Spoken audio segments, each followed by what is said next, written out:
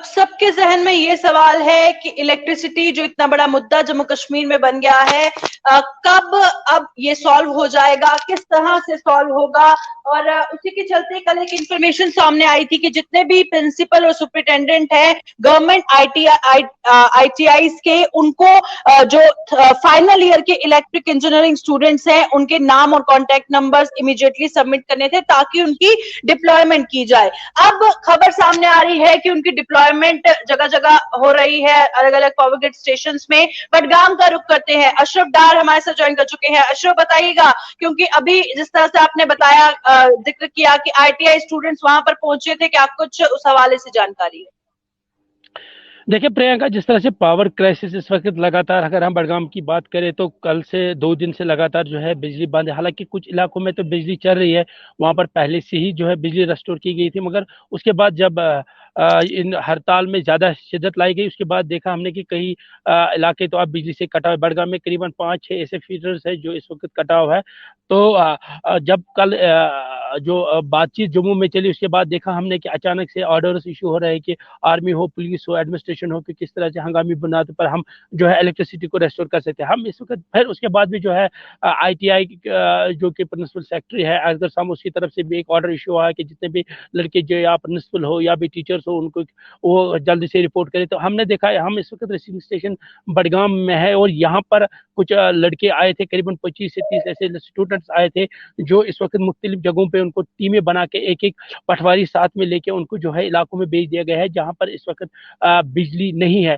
तो उन लड़कों से हमने बात करने की कोशिश, हालांकि यहाँ पर जो है एडीसी उसने बात करने नहीं दी। उसने कहा फिलहाल हमें काम करने दीजिए, उसके बाद हम जो है बात करेंगे कहाँ तक हम पहुंचेंगे, किस हद तक हम कामयाब हो जाएंगे। मगर हम ये कह सकते हैं लोगों में काफी ज्यादा इस वक्त जो है परेशानियों का सामना करना पड़ा, क्योंकि विंटर का टाइम चल रहा है, सर्दी बहुत है, माइनस टेम्परेचर हो रहा है, तो लोगों में काफी ज्यादा मुश्किलात है। और कुछ लोग तो ऐसे हैं जो, हालांकि कोविड-19 के बीच हमने देखा जो कंसंट्रेटर, ऑक्सीजन कंसंट्रेटर की ज्यादा जरूरत पड़ी, क्योंकि हॉस्पिटल में इतनी जगह नहीं थी कि वहां पर ही जो उनको प्रोवाइड किया जाए। उसके बाद जो हमने देखा लोगों ने घरों में है जो है ऑक्सीजन कंसंट्रेटर लाया है जो कि बिजली पे चलता है।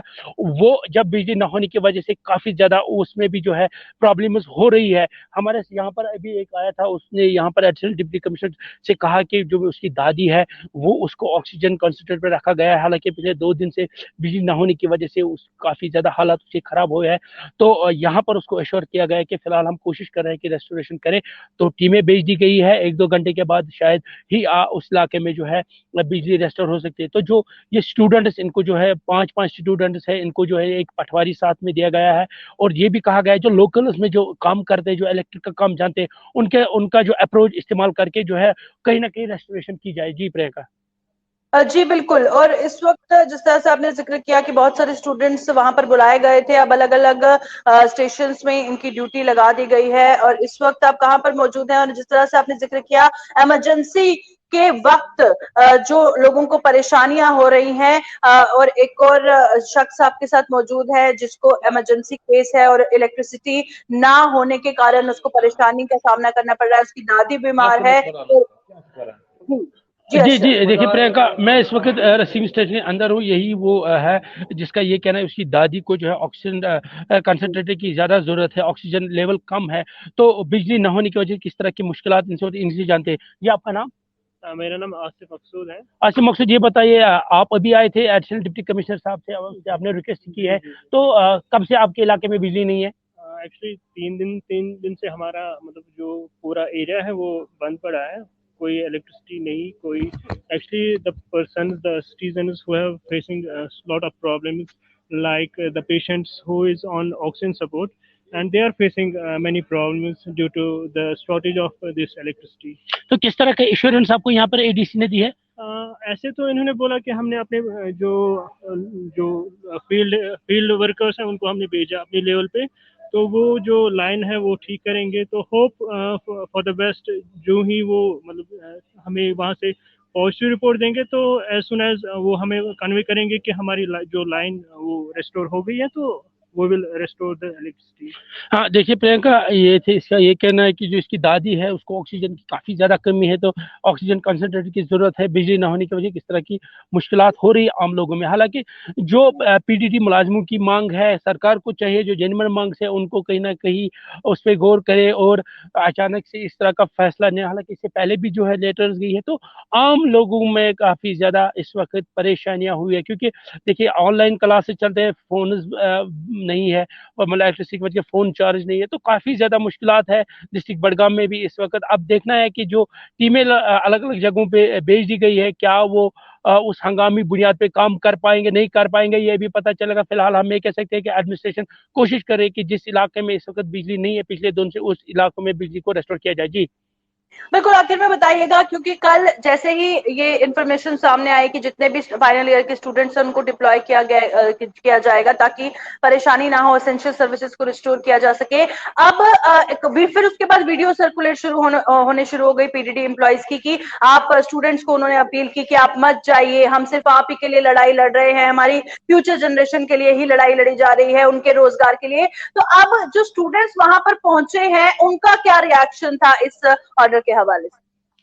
देखिए पहले तो हम ये कैसे, जब इन स्टूडेंट को यहाँ लाया गया था तो यहाँ जो मेन गेट है उसको बंद किया गया था, क्योंकि हमें यहाँ अलो नहीं किया। उसके बाद जब यहाँ से उनको निकाला गया तो हम यहाँ पर आए हैं, तो कहीं ना कहीं हमने दूर से ही देखा जो स्टूडेंट्स है उनको एक ग्रुप बना के 5-5 स्टूडेंट्स, कुछ स्टूडेंट्स ऐसे आएंगे शायद उनको लग रहा है कि जो इस वक्त इमरजेंसी है, तो इस इमरजेंसी में शायद जो वो काम करेंगे आने वाले फ्यूचर में शायद उनको इसका फायदा मिल सकता है। यानी हम ये कह सकते हैं कि शायद उनको लग रहा है कि रोजगार भी शायद इससे मिल सकता है। तो उनकी अपनी एक सोच है, और जो उनसे पीडीटी मुलाजमिन या यूनियन जो अपील की थी, तो क्या उस पर वो खड़े रहे। कुछ हमने देखा, कुछ 2-4 स्टूडेंट्स ऐसे जिन्होंने काम करने से इनकार कर दिया। फिलहाल पुलिस के हवाले उनको कर दिया गया है, उनको रिजर्व रखा गया है कि जब जहां पर हमें जरूरत पड़ेगी हम उनको ले जाएंगे। फिर 4 ऐसे स्टूडेंट थे जिन्होंने काम करने से इनकार किया। उन्होंने कहा कि हमारे पेरेंट्स है और हम जो हमारे पेरेंट्स है उन्हें हमें अलो नहीं किया कि आप फिलहाल आपको इस तरह का कोई तजुर्बा है नहीं, तो आप मत कीजिए। तो फिलहाल उनको पुलिस ने अपने साथ रख के रिजर्व में रखा है कि उनको यहाँ से घर जाने की इजाजत नहीं दी गई है। कुछ ऐसे स्टूडेंट्स है, बाकी स्टूडेंट्स को हमने देखा वो जगह जगह टीमों के साथ इस वक्त मुख्तलिफ इलाकों में चले गए हैं। अब देखना है कि क्या वो उस जिस मिशन के लिए उनको लाया गया है, क्या उस मिशन में वो कामयाब होते हैं नहीं होते, ये अभी पता चलेगा। जी प्रियंका। जी शुक्रिया अशरफ, ग्राउंड से तमाम जानकारी देने के लिए। तो अशरफ जिस तरह से पावर रिसीविंग स्टेशन से हमारे साथ लाइव ज्वाइन किए हुए थे, और जो स्टूडेंट्स हैं फाइनल ईयर के उनको बुलाया गया है, कुछ ने इनकार कर दिया है और कुछ अलग अलग जगह पर उनकी डिप्लॉयमेंट कर दी गई है। और चलिए जाते जाते कमेंट्स ले लेते हैं, क्या कुछ कहना है इस इशू को लेकर हमारे दर्शकों का। तो सिर्फ नबी हैं जो लिख रहे हैं, पहले बता दीजिए कि कौन सा डिपार्टमेंट ठीक है, यहाँ सबका एक ही हाल है। जनई जट है हमारे साथ, और जो लिख रहे हैं कि पीडीडी एम्प्लॉइज वालों को जो है वो उनको अगर वो स्ट्राइक पे है तो स्टूडेंट्स को मौका देना चाहिए। तो सिर्फ नबी है हमारे साथ, और साथ ही मुस्तफा है जो लिख रहे हैं सबसे बड़ी प्रॉब्लम अगर वो है तो वो है सर्दी की। जितनी सर्दी इस वक्त पड़ रही है, और उसके बाद जो अब बिजली का इशू आया है, लोगों का जीना मुश्किल हो चुका है।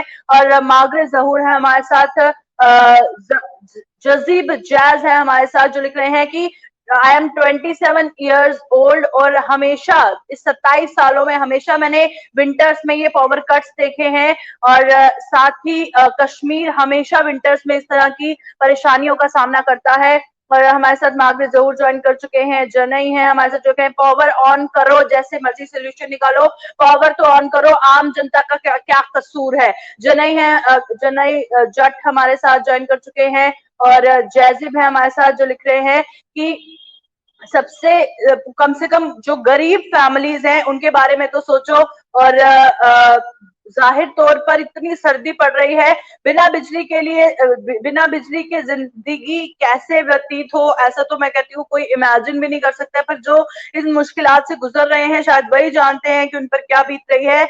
और इसी उम्मीद के साथ कि आम आवाम जो है कम से कम उनको मुश्किलात ना आए, दूंगी इजाजत। देखते रहिए।